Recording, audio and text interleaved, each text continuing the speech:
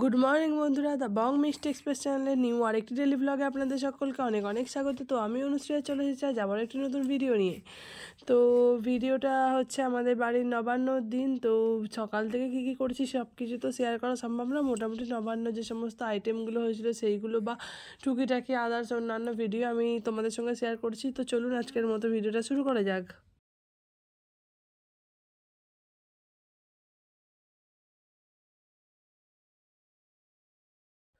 তো কার্তিক পুজোর যে বিছনাগুলো ছড়ানো ছেটানো অগোছালো হয়েছিল সেগুলো একটুখানি গুছিয়ে নিচ্ছে। আর যেহেতু আরও কিছুদিন পরে মেয়ের অন্নপ্রাশন, তো তার জন্য ওগুলোকে তো আর তোলা হবে না, তাই ওই চৌকির মধ্যে মানে বাইরে বারান্দা যে চৌকিটা ছিল না ওটা আমরা দাদা ভাইয়ের ঘরে শিফট করেছি, কারণ বারান্দাটা আমাদের খালি চাই মেয়ের অন্নপ্রাশনের জন্যও বা কার্তিক পুজোর জন্য, দুটোর জন্যই খালি চাই।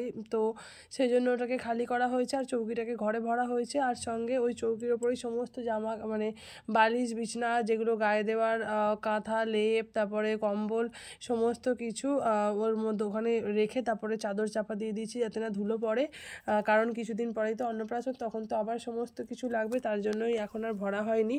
সমস্ত কিছু সুন্দর করে গুছিয়ে তারপরে রেখে তারপরে চাদরটা চাপা দিয়ে নিয়েছি। আর তোমাদের তো বলেছি কিনা আমার খেয়াল নেই, তো আগের ভিডিওতে তো দাদা ভাইয়ের ঘরের ওই যে তোষকটা বানানো হয়েছে না, ওর সঙ্গে আমরা 4টে বালিশ বানিয়েছি, তোমাদেরকে পরে দেখাবো। তো ওই শিমুল তুলোর বালিশ বানানো হয়েছিল 4টে, কারণ লোকজন আসবে, তো সেরকম ভালো বালিশ নেই। বালিশ আছে কিন্তু সেই শক্ত শক্ত ভালো না ঠিক, তো তার জন্য 4খানা মাত্র বালিশ আমরা বানিয়েছি। জানি 4টে বালিশে হয়তো কিছুই হবে না, কিন্তু তাও বানানো হয়েছে 4টে বালিশ। আরও আস্তে আস্তে পরে পরে বানানো হবে। আপাতত 4টে বালিশ বানানো হয়েছে, কারণ লোকজন এলে শুতে তো দিতে হবে, তো সেই জন্য বালিশগুলো বানানো হয়েছে। সেগুলো তোমাদেরকে পরে দেখাবো কোনো ভিডিওতে। আর নবান্ন যাদের থাকে তাদের বাড়িতে তো নবান্নর দিন প্রচুর কাজ থাকে, ঠাকুরকে পুজো দেওয়া, চাল ফল কুচোনো, সেই ফলগুলো দিয়ে চাল দিয়ে দুধ দিয়ে মাখা, সঙ্গে গুড় দিয়ে, তারপরে অনেক রকমের ভাজা ভুজি, তারপরে তরকারি শাক, তারপরে হচ্ছে পায়েস করতে হয়। এই সমস্ত কিছু তো অনেক রান্নাবান্নারও যেমন হ্যাপা থাকে, তারপরে ঠাকুর পুজো দেওয়া থেকে শুরু করে ওই চাল মাখা এই সমস্ত কিছুর অনেক ঝামেলা থাকে। তো নবান্ন কাদের কাদের বাড়িতে আছে তোমরা যারা আমার ভিডিও দেখছো তারা অবশ্যই আমাকে জানাতে পারো। আর সঙ্গে তোমরা এটাও বলতে পারো যে কারা কারা চাল মাখা খেতে ভালোবাসো। আমি তো ভীষণ ভালোবাসি নবান্নর ওই চাল মাখাটা খেতে। কথা বলতে বলতে না কথা বলা শেষই হয়ে ওঠে না। তো দেখো সমস্ত কিছু কাজকর্ম মানে রান্নার একটু ভিডিও, তারপরে চাল মাখার ভিডিও, নবান্ন যে খাচ্ছে আমি বাটি করে সেই সমস্ত কিছু তোমাদের সঙ্গে দেখালাম, শেয়ার করলাম। তোমরা এই চাল মাখাটা না বছরে তো এই একটা দিনই হয়, তো ভীষণ পছন্দের একটা খাবার। আমার মনে হয় প্রত্যেকটা বাঙালির কাছেই এটা খুব পছন্দের একটা খাবার, যাদের ঘরে অন্তত নবান্ন আছে, চাষবাস হয় তাদের কাছে। তো গল্প করতে করতে তোমাদেরকে তো সব কিছু দেখালাম। এদিকে পায়েসটা ফুটছিল, সেটাও তোমরা দেখে নিলে। আর পায়েসটা ফুটতে ফুটতে না গ্যাস শেষ হয়ে গিয়েছিল।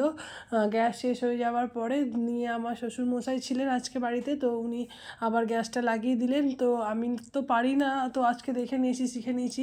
নেক্সট যেদিন আমি গ্যাস শেষ হয়ে যাবে যদি আমি লাগাই, তাহলে সেটা তোমাদের সঙ্গে শেয়ার করব আমি। আর হচ্ছে যে কি ধান তো আমাদের বাড়িতে চলে এসেছে। তো ধান তো মেশিনে কাটা হয়েছে, এখনও কিছু গাছ ধান আছে সেগুলো পরে ঝাড়া হবে।